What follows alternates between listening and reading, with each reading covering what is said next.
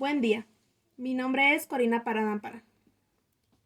Soy estudiante de enfermería en la Escuela de Enfermería General Profesor José Pablo Meucci, plantel Ciudad Jiménez.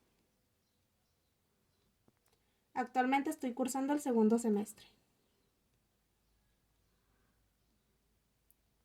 Hoy hablaremos de farmacología, materia impartida por el médico pediatra Francisco Javier García y Paredes.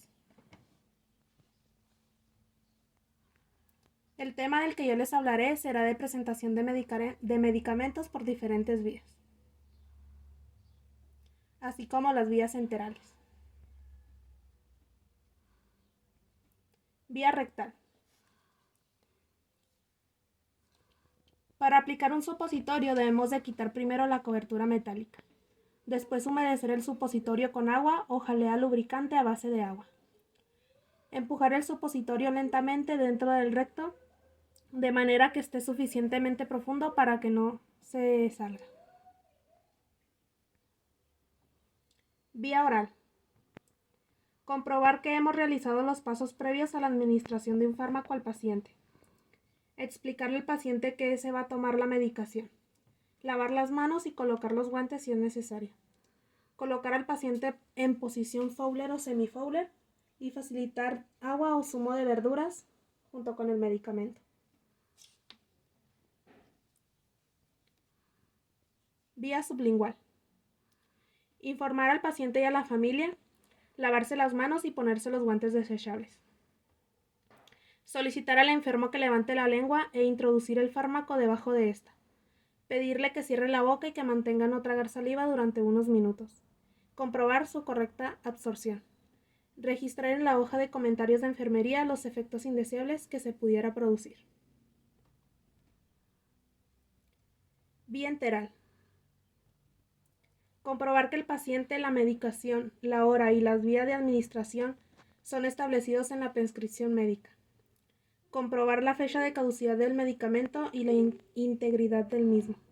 Verificar el tipo de sonda o dispositivo que porta el paciente. Comprobar siempre la correcta ubicación y permeabilidad de la sonda antes de administrar la medicación. Utilizar las jeringas para administración de medicación enteral u oral.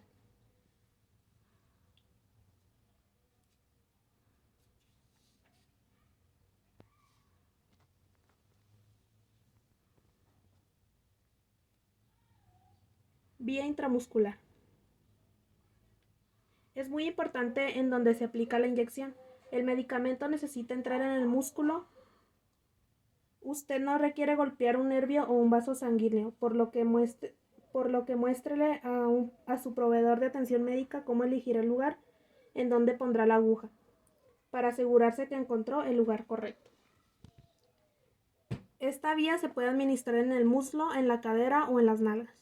El muslo es un buen lugar para aplicarse una inyección uno mismo o a niños menores de 3 años. En la cadera es un buen lugar para dar una inyección en adultos y niños mayores de 7 años.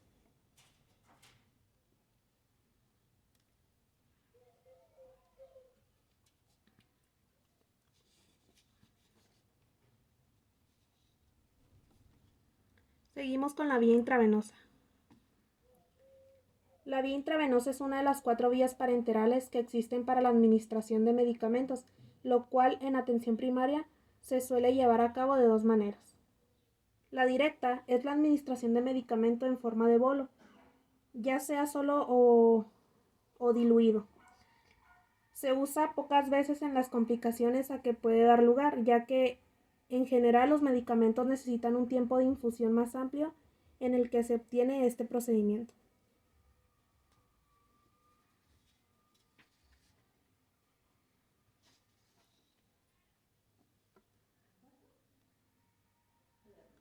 Seguimos con la vía subcutánea.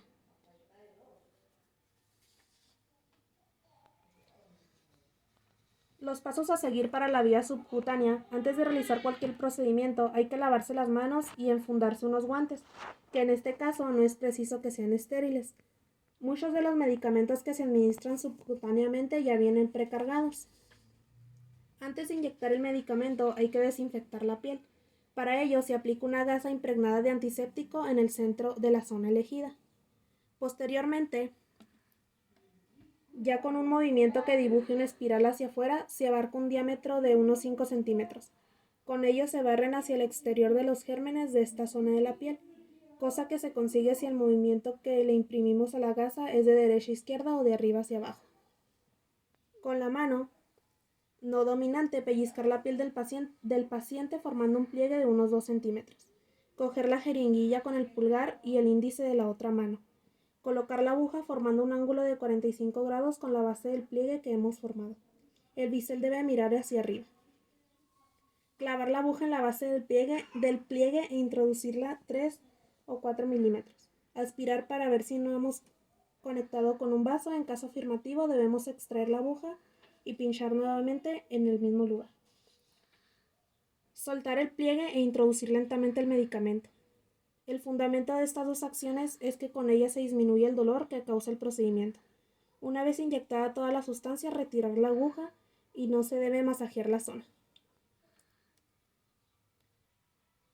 Seguimos con la vía oftálmica. Se puede dejar. Para administrar la medicación de la vía oftálmica se deben seguir los siguientes pasos. Lavarse las manos y enfundarse los guantes. Explicarle al paciente el procedimiento que se le va a realizar. Colocar al paciente sentado en un decúbito o supino, con el cuello en leve expertensión. De esta manera, además de acceder fácilmente al ojo, se reduce el drenaje del medicamento a través del conducto lagrimal.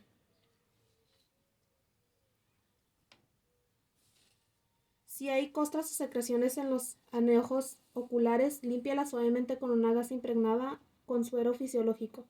Limpie siempre desde el cano interno al cano externo del ojo para no introducir microorganismos en el conducto lagrimal. Utilice una gasa nueva para cada pasada.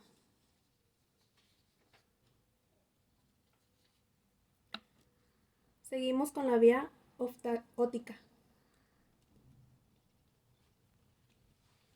Mantener las reglas de higiene usuales y preparación del material que se va a utilizar en la técnica.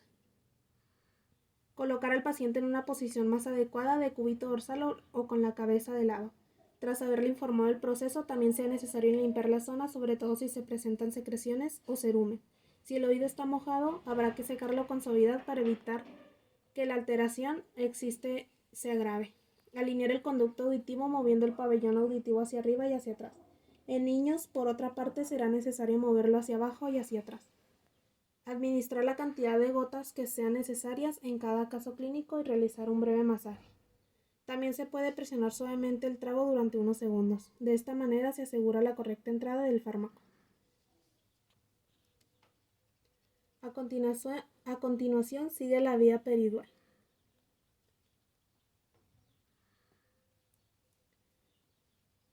Comprobar inmediatamente antes de la administración que el paciente, la medicación, la hora, la vía de administración y las dosis son establecidas en la prescripción médica. Ponerse una mascarilla, preparar un campo estéril y aplicar antiséptico homologado sobre la conexión. Colocarse guantes estériles. Comprobar la concordancia en las etiquetas del catéter y del sistema amarilla en el caso del catéter peridual y blanca. Rotulada a mano con la leyenda prevertebral en el caso de esta vía. Retirar el tampón o desconectar el sistema de infusión. Comprobar la correcta situación del catéter aspirando una jeringa vacía. No debe salir nada. Si es necesario, comprobar la permeabilidad del catéter mediante la inyección. Administrar la medicación lentamente.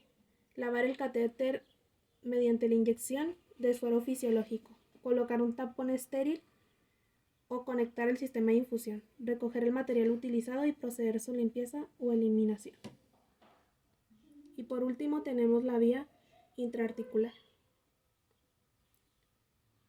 Si se está tomando anticoagulantes, se le debe solicitar al paciente que suspenda la ingesta hasta 3 días antes. Asimismo, se puede ordenar pruebas de laboratorio justo antes del procedimiento para asegurarse de que la sangre esté en óptimas condiciones. Si el paciente es mujer, se preguntará si existe la posibilidad de que esté embarazada. Y las vías y las diferencias entre comprimidos, tabletas, cápsulas, grajeas, sobre con polvo, las tabletas sublinguales, los supositorios y por último los enemas. Los comprimidos. Un comprimido es una forma farmacéutica sólida que contiene uno o varios principios activos con actividad terapéutica y excipientes, formulado en tamaño y forma para un uso adecuado. Se obtiene aglomerando por compresión un volumen constante en partículas. Tienen grandes cualidades de almacenamiento y seguridad de dosis para el uso del paciente. Las tabletas son formas farmacéuticas sólidas derivadas de la comprensión mecánica de los polvos que le dieron origen. Se consideran como unidades posológicas determinadas. Las tabletas son formadas por comprensión de principios activos en polvo, cristales o granulados, las cuales se han combinado con materiales inertes o excipientes. Las cápsulas. Las cápsulas son pequeños contenedores o envases solubles generalmente fabricados a base de gelatina, en cuyo interior se halla la dosis del fármaco que se administrará por vía oral. Es la segunda forma farmacéutica más utilizada después de los comprimidos. Las grajeas. Las grajeas son polvos llamadas tabletas recubiertas. Son de formas farmacéuticas orales recubiertas con el fin de proteger el activo del medio ambiente, enmascarar olor y sabor, proteger de la luz y la humedad, facilitar la ingestión de la forma farmacéutica, facilitar el manejo durante el empacado. Los sobres con polvo son medicamentos o preparaciones farmacéuticas compuestas por partículas que se presentan de diferentes formas y tamaños, dependiendo del proceso de obtención y trituración. Las tabletas sublinguales son las tabletas de nitroglicerina sublinguales. Se utilizan para tratar los episodios de angina, dolor de pecho en personas que padecen la enfermedad de las arterias coronarias. Los supositorios es un medicamento de forma crónica que se introduce en el ano y que se funde en el recto, aunque también se pueden prescribir en los adultos. Se administra principalmente a los bebés y a los niños en caso de fiebre, vómito o para tratar estreñimiento. Hay 3 tipos de supositorios: aquellos que contienen una sustancia activa. Los más frecuentes, en general, más fáciles de administrar a los niños que los jarabes o los comprimidos. Los supositorios que actúan a nivel local, tratamiento de hemorroides, por ejemplo, y los laxantes de estreñimiento. Y por último tenemos los enemas. El enema, lavado, lavatatina o clisma. Es el procedimiento de introducir líquidos en el recto y en el colon a través del ano. Los enemas pueden llevarse a cabo por razones médicas o de higiene con fines diagnósticos o como parte de terapias alternativas o tradicionales. Y por mi parte es todo. Muchas gracias por su atención.